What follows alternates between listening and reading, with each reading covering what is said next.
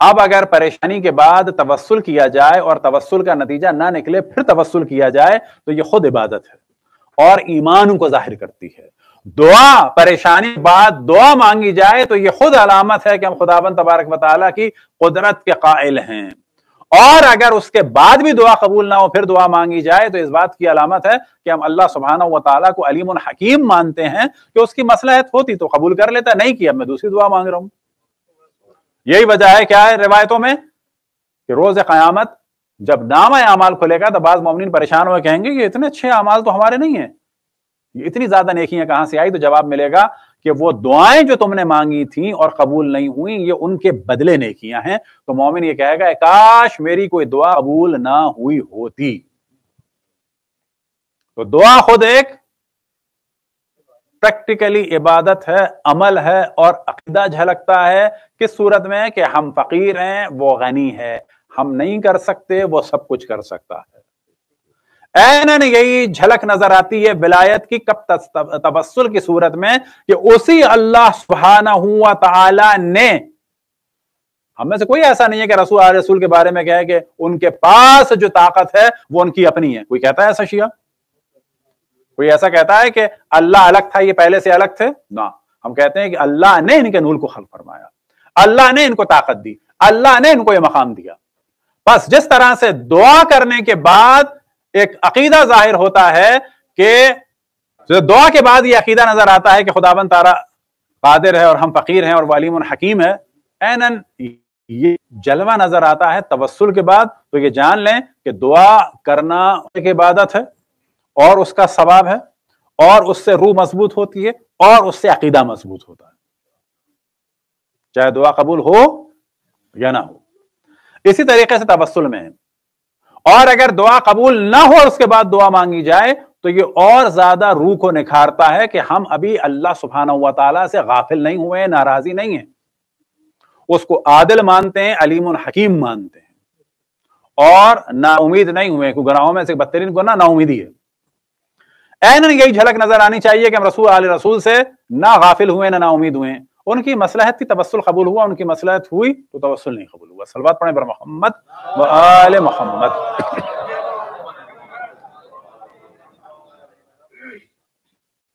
جناب سیدہ سے اور ان ارواح مقدسہ سے, چہاردہ معصومین اور جو ان سے ریلیٹڈ ہیں, کوئی بھی توسل کرتا ہے نتیجہ نکلتا ہے اور روح کے اوپر ایک نکھار آتا ہے. ایک واقعہ کہ جو ایران کے ایک مشہور خطیب نے خود بیان کیا کہ جب وہ جرمنی گئے تو وہاں ان سے ملنے کے لیے ایک جرمن شخص آیا اور اس نے کہا کہ میرے گھر آپ مجلس سے پڑھنے کے لیے آئے ہیں تو کیا آپ میرے گھر میں مجلس پڑھ دیں گے؟ تو انہوں نے کہا کہ ہاں, لیکن میں پہلے بات کروں. تو اس نے کہا کہ آپ کو مجلس پڑھنی ہے ایک, اور شروع کے 10 دن ہیں, لیکن جو مصائب پڑھنے ہیں وہ حضرت فاطمہ کے پڑھنے ہیں. بعد میں انہوں نے ظاہر ہے کہ سفارت خانے والوں کے ذریعے سے آئے تو انہوں نے پوچھا بھی کہ میں پوچھ کے بتاؤں گا پروگرام. تو پوچھا یہ کون ہے؟ کہا کہ یہ ایک شیعہ ہوا ہے اور یہ اپنے گھر میں جو ہے وہ جو بھی آتا ہے ان کو بلاتا ہے مجلس کے لیے ہر سال پچھلے 2-3 سال سے. تو یہ اعتماد والا ہے, جا سکتے ہیں. تو کہنے لگے میں وہاں گیا اور بہت ہی مالدار قسم کا آدمی تھا.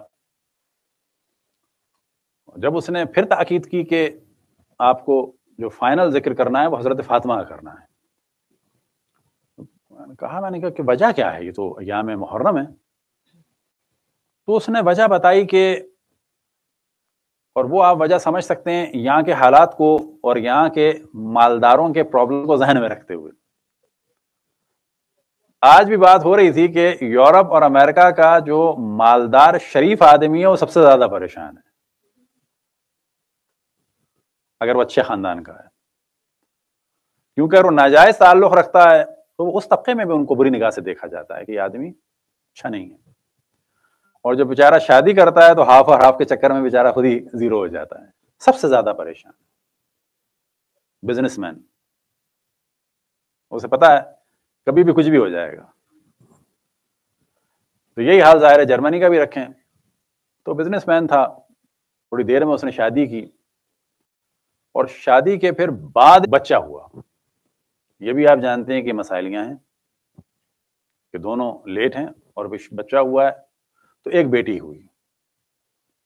تو کہتا ہے یہ جو بیٹی تھی نا یہ ہماری زندگی میں بالکل ایک بہار آ گئی تھی. ہم دونوں کی زندگی کا مرکز یہ بیٹی تھی. اب یہ 5-6 سال کی تقریباً 7-5-6 سال کی بچی تھی. کہنے لگے یار ایک دم سے یہ پیلی پیلی ہونے لگی, بخار سا ہونے لگا, کمزور ہونے لگی. اب ہم نے چیک اپ کرایا تو پتہ چلا تو کینسر ہے اس کو. اس کے بعد ہم نے پوری کوشش کی, جرمنی میں دکھایا, انگلینڈ میں دکھایا, اور 1-2 جگہ دکھایا. آخر میں ایک ڈاکٹر نے کہا کہ دیکھو برا مت ماننا, اب اس بچے کو مزید اذیت نہ دو, زیادہ اچھا یہ ہے کہ اس کو گھر لے جاؤ, گھر کا ماحول دو. اب یہ 2 ہفتے سے زیادہ جینے والی نہیں ہے. یہ اس کا بیڈ روم ہو, اس کے کھلونے ہوں, اس کی چیزیں ہوں, تو یہ گھر لے آئے. ان کے یہاں ایک میڈ آتی تھی, ایک میڈ آتی تھی جو ایرانی تھی اور بزرگ خاتون تھی. اب ظاہر ہے یہ معاملات 10-15 دن میں 20 دن میں ہوئے, ایک دم سے بڑھ گئے. اب اس دوران وہ نہیں آئی یا ان سے نہیں ملی. اب جب یہ نا امید ہو کے واپس آئے تو اس نے پوچھا کہ یہ کیا ہے سب کچھ. یہ تو اس نے کہا کہ جب انہوں نے بتایا کہ نا امید ہے سب کچھ ہو گیا, انہوں نے کہا کہ ایک ڈاکٹر کا میں بھی بتاتی ہوں. تو کہتا ہے کہ میں نے کہا کیا تمہارے ایران میں بھی کوئی ایسے ڈاکٹر ہیں؟ کہاں ہے, نمبر بتاؤ مجھے, اپائنٹمنٹ کا کیا ہوگا تاکہ جاؤں وہاں. تو اس نے کہا کہ نہ نمبر کی ضرورت ہے نہ اپائنٹمنٹ کی ضرورت ہے. اس نے کہا کیا یہ کیا باتیں ہیں؟ بولا آخر ٹکٹ چاہیے ہوگا, جانا ہوگا. کہا کہ نہیں. کہنے لگی صرف ایک کام کریں آپ, 135 دفعہ جو ہے اور کہا اس سے کہ بے شک اپنی زبان میں, یا مولاتی یا فاطمہ تو اغیثینی, اے میری سیدہ, اے میری سردار, اے جناب فاطمہ میری مدد فرمائے. کہ جاؤ ایک کمرے میں پڑھو. وہ آدمی کہتا ہے کہ جب میں کمرے میں گیا اس نے مجھے اپنی تسبیح دی کہ اس پہ پڑھو. تو وہ بھی ایک کمرے میں چلی گئی, اس نے دعائیں شروع کر دی. کہنے لگے تھوڑی دیر میں بچی جو میری سو رہی تھی ایک دم سے اس نے جو ہے وہ چیخنا شروع کیا کہ کہاں چلی گئیں, کہاں چلی گئیں. ہم لوگ دوڑ کے گئے, تسبیح مکمل ہو چکی تھی. تو کیا دیکھا کہ میری بیٹی جو ہے بالکل صحیح سالم ہے, دوڑ رہی ہے اور پوچھ رہی ہے کہ بابا وہ کہاں گئی خاتون. میں نے پوچھا کون؟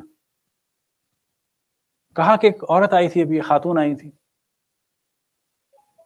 اور وہ کبھی بھی اپنا ہاتھ اپنی پسلی پہ رکھتی تھی اور سہارے کے لیے دیوار پہ ہاتھ رکھتی تھی. اور اس نے مجھے شفا دی, اس نے کہا کہ اٹھو, اور کہا کہ اپنی اس میٹ سے کہنا کہ جس کو یہ لوگ بی بی کہتے تھے, وہ جو بزرگ خاتون تھیں وہ ان سے کہتی تھی کہ میرا نام نہ لو, مجھے بی بی کو, اس سے کہنا کہ یہ جو تم کہہ رہی تھیں کہ اے میری ماں, اور یہ سیدہ تھیں خاتون, کہ میری عزت نہ چلی جائے, مجھے شرمندہ نہ کر دینا, تو اس سے کہنا کبھی بھی کسی کو شرمندہ نہیں ہونے دیتے. تو اس وجہ سے میں ہر سال ایک مجلس رکھتا ہوں امام حسین علیہ السلام کی, لیکن مصائب میں میری خواہش ہوتی ہے کہ حضرت فاطمہ سلام اللہ علیہا کیوں. صلوات پڑھیں بر محمد و آل محمد. تو پھر میں توجہ دلاؤں کہ جناب سیدہ سلام اللہ علیہا رحمت للعالمین کے لیے بھی خیر کثیر ہیں. وہ امام حسن امام حسین کی ماں ہیں, لیکن اشرف الانبیاء نے ان کو اپنی ماں کہا ہے ام ابیہا.